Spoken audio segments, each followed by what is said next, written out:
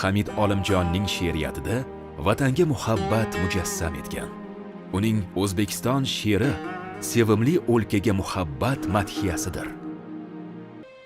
Vodiylarni yayov kezganda bir ajib his bor edi menda.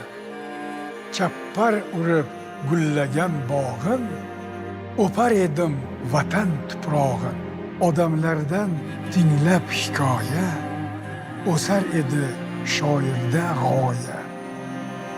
Daryolardan kuylab o'tardim, ertaklarga quloq tutardim. Hammasini tinglardim, ammo o'xshashini topmasdim aslo. O'xshashi yo'q bu go'zal bo'ston, dostonlarda bitgan guliston. O'zbekiston deya atalur, uni sevib el tilga olur.